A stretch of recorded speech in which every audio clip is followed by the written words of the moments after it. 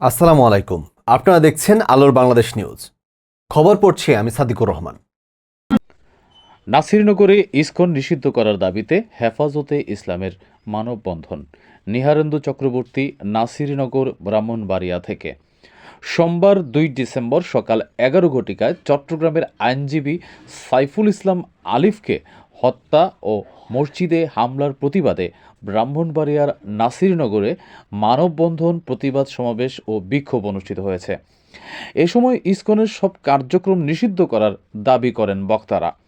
এতে অংশ নেন হেফাজতে ইসলাম বাংলাদেশ ব্রাহ্মণবাড়িয়া নাসিরনগর উপজেলা শাখার নেতাকর্মীরা। ইসকনের কার্যক্রম নিষিদ্ধের দাবিতে বিক্ষোভ মিছিলটি বের হয়ে উপজেলার বিভিন্ন সড়ক প্রদক্ষিণ করে উপজেলা প্রশাসনিক ভবনের সামনে এসে প্রতিবাদ সমাবেশ ও মানববন্ধনে মিলিত হয়। মানববন্ধন চলাকালে প্রতিবাদ সমাবেশে বক্তারা বলেন, আদালত প্রাঙ্গণে আইনজীবীকে নির্মমভাবে পিটিয়ে ও কুপিয়ে হত্যা করা বাংলাদেশের ইতিহাসে নজিরবিহীন নিন্দনীয় ঘটনা। এ ঘটনাকে ছোট করে দেখার কোনো সুযোগ নেই।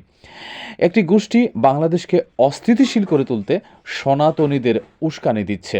বক্তারা আরও বলেন, আইনজীবী সাইফুলের হত্যাকারী যারাই হোক না কেন, অতি দ্রুত সময়ের মধ্যে তাদের গ্রেফতার করে বিচারের মুখোমুখি করতে হবে। তা না হলে দেশব্যাপী আরও বৃহৎ কর্মসূচি দিতে বাধ্য হব। মানববন্ধন থেকে আইনজীবীদের নিরাপত্তা নিশ্চিত করারও দাবি জানানো হয়। হিন্দুত্ববাদী সন্ত্রাসী সংগঠন ইসকনকে দ্রুত নিষিদ্ধ ও বাংলাদেশে ইসকনের সব কার্যক্রম নিষিদ্ধ করারও দাবি করেন বক্তারা।